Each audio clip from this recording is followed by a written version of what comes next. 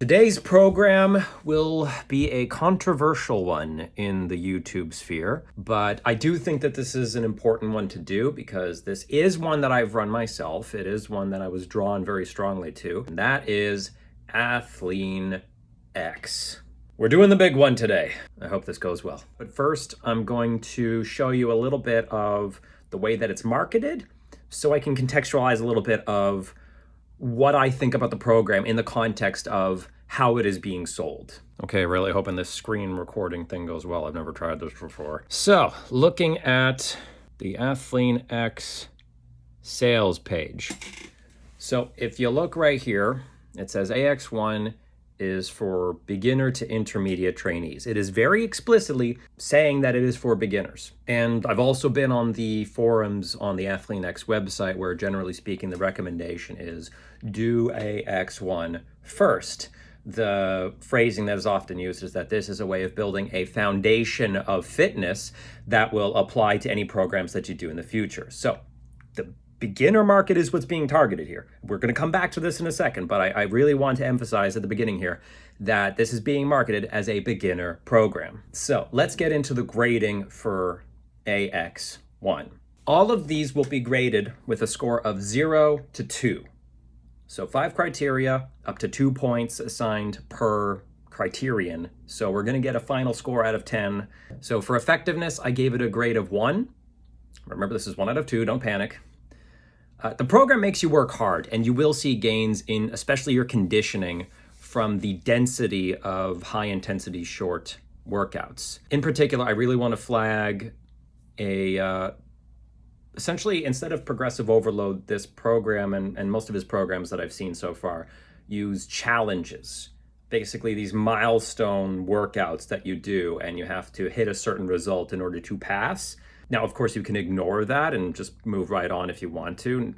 No one's stopping you, but you're encouraged to repeat the block that you just did if you do not hit the score. Now, the one that is the big benchmark for AX-1 is the 400 challenge.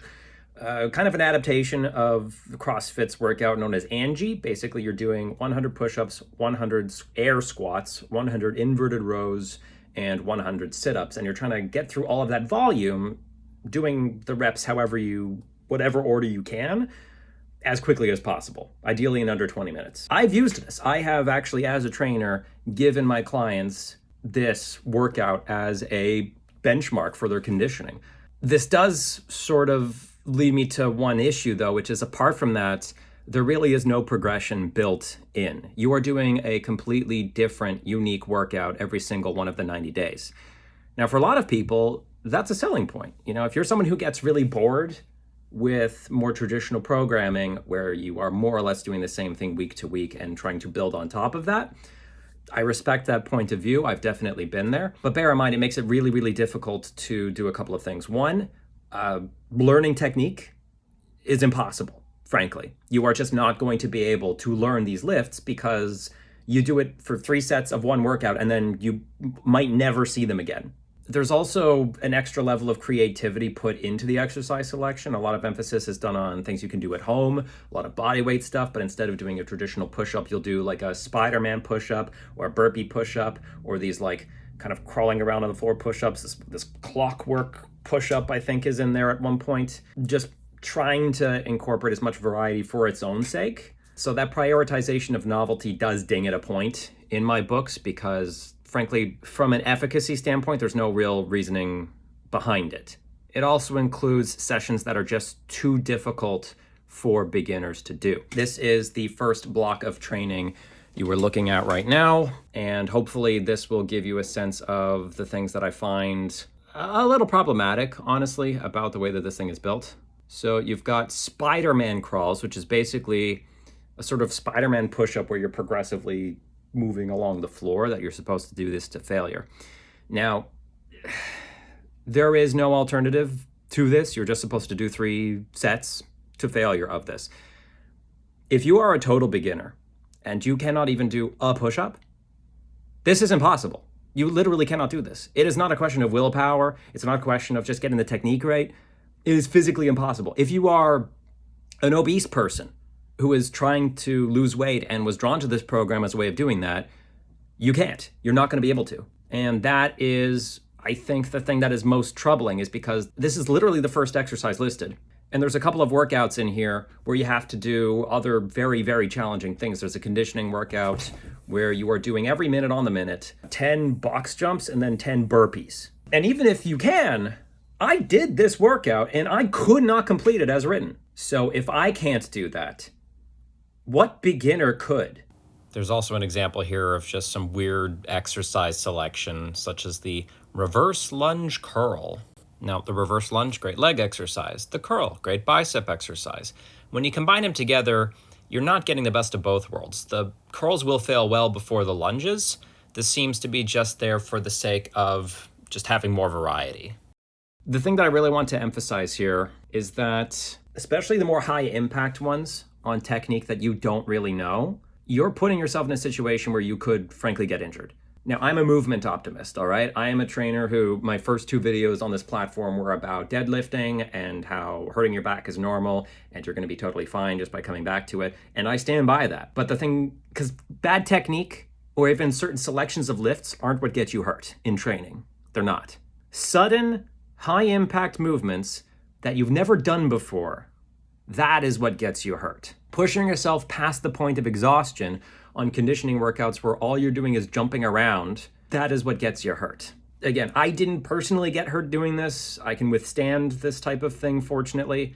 But if I was a total beginner and had never trained before, I wouldn't have the slightest clue how to do any of this, especially because I never repeat exercises in this program. All right, so that's effectiveness. I know that was a very harsh take, but I don't want to give it a 0 because in terms of effectiveness, this is a lot of work and it's very hard. And you will, especially as somebody who's earlier in their training, see some kind of physical response from this. You basically have to. In terms of usability, the web portal is well designed. Each exercise has a picture that links to short demo videos. It's a good portal. It lets you log your workouts. Not that it matters in a lot of cases, because what's the point of logging sets and reps if you're never going to do that exercise again, but I digress. In terms of flexibility, this program gets a 0. The workouts are what they are. There are a few exercises where you can swap a gym version and a home version, but apart from that, there's no flexibility. If you are not strong enough to do the movement as written, or if you don't have the conditioning to do the training as written, you're shit out of luck. The program also comes with an unfollowable meal plan. You are assigned to do 6 meals/snacks throughout the day, and every single one of those meals is unique to that day. So in terms of preparing your groceries, you have to get a butt ton of food. Good luck cooking that many meals if you have a regular job. I'm a big fan of meal prepping. I am a busy person. I rarely cook a meal that is only going to be eaten once. The fact that this meal plan includes also no recipes, no guidance on how to prepare any of these things. I appreciate that it shows that you can manage your weight without necessarily counting calories. But the fact that the meal plan itself just includes virtually no detail about preparation, about groceries, and is built around having to prepare 6 different meals and snacks every single day, that is horrendous. And the principles behind it of having to frequently eat small meals as part of managing your metabolism, which is included in the material there, is also a widely outdated idea. It doesn't mean anything. It's not real. You can eat 1 meal a day, 2 meals a day, whatever makes things work for you. Especially if you're trying to lose weight, because oh my God, trying to have 6 tiny meals instead of, like, for me, like 2 or 3 pretty big ones, like that's a no-no. Enjoyability. I'm going to give that a 1, because one thing that this has going for it is kind of the appeal that you would see from like an F45 style boot camp program or a CrossFit WOD. You're getting a lot of fun, challenging things to do. Some of the sessions are way too hard for beginners, and that's gonna crush your spirit potentially. You know, some people I recognize can see that as a challenge. It's something to aspire to, something to work your way towards, and that can be very, very valuable for people. But my own coaching philosophy is gonna leak in here, and that is that I believe it's more important to build up some wins for people, right? Give them a chance to do well at something and then scale up the difficulty accordingly to where they currently are. This program doesn't give you the opportunity to do that. You either sink or swim. And that, especially again, we're talking about beginners here, people who have never really trained before. that can make motivation very hard to come by. If you are dreading your workout and you have to train 5 days a week, which is what this is written for, your odds of sticking with it for the full 90 days are gonna be pretty low, I think. It's also worth noting that all of these exercises are programmed to failure, which for some exercises, because like a bodyweight glute bridge for most people is going to be pretty easy to do. Trying to take that to failure, you're at like 50 reps, your glutes are on fire, and there's no end in sight. Like that can be a very, very difficult thing, and then you have to do two more sets. That is a very, very challenging thing to have to tackle. So I really don't envy anybody who's even stronger than me and trying to do this friggin' program, or someone who has limited access to heavy dumbbells at home and just has to crank out reps on something like a dumbbell row, because you're gonna be there for a while. If you do have heavy enough weights to do something like a barbell squat, which is written as one of the gym swaps, you are gonna have also a pretty rough time, because 3 sets of barbell back squats to failure,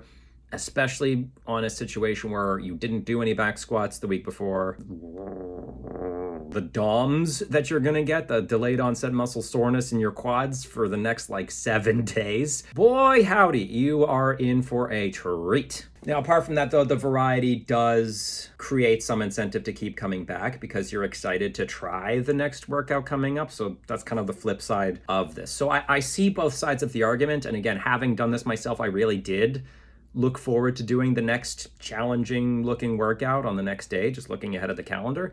So I do get why people enjoy doing this. But again, this is my advice to beginners. This might not be the right approach for you. So that brings me to the final criteria, which is value. I'm also giving that a 1 out of 2. Again, don't hurt me. $97 US, or a subscription to all access to the ATHLEAN-X library of programs for $30 a month or $160 a year. You get a lot of video content, you get a pretty slick UI, and you get 90 days of unique sessions. So you're getting a fair amount of value for that money.